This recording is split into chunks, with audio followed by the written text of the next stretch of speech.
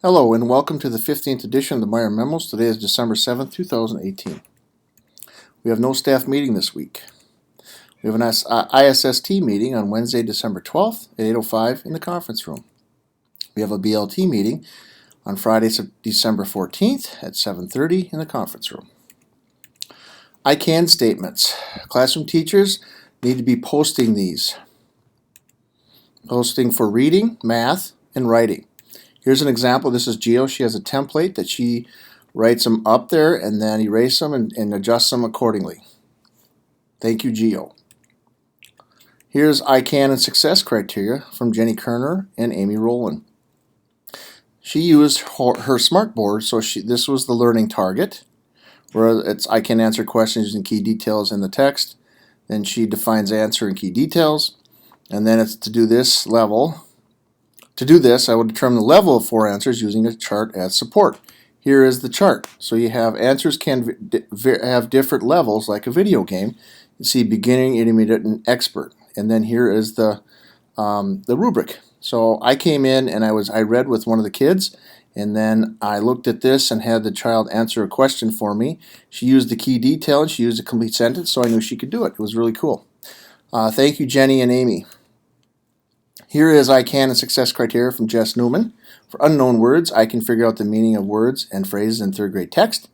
Here's how to do that. 1. Find the prefix, suffixes, and then examples. 2. Use resources. Here are the examples. 3. Use context clues, examples, and then there's a sentence stems to get the conversation going. Thank you, Jess. And then here's a version that Janet Weimer uses.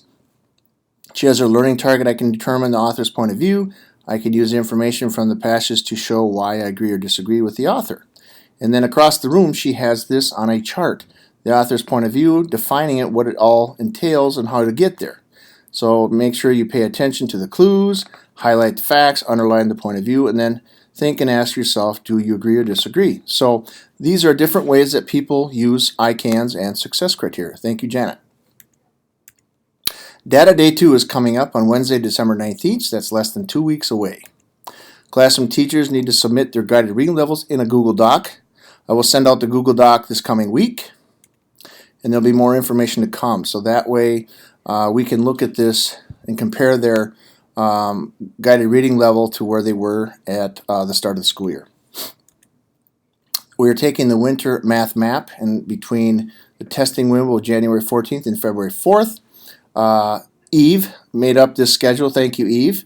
1st, 5th, and 3rd will take the test on the 15th and 16th, and then the 2nd and 4th will take it on the 22nd and 23rd of January. And then you can see the makeups are the 24th, 25th, and 29th. PD plan, I'm going to send out a survey of the top PDs. So there's like 6 or 7 of them, and then have you rank them, and then we'll use that as a guide for our PD to prioritize. So that'll be coming out this week as well.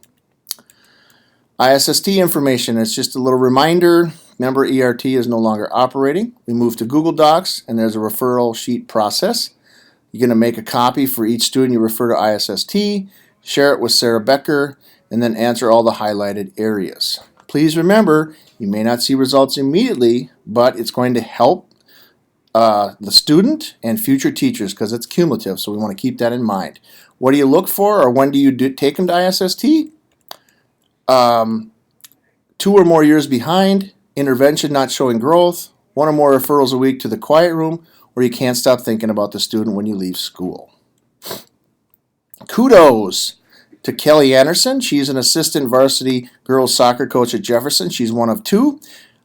She and her colleague were named Assistant Coach of the Year for Class AA Section 2. And Kelly is a DAPE teacher at Ole. Congratulations, Kelly. We're proud of you. Thank you to our custodians for our Custodian Appreciation Day.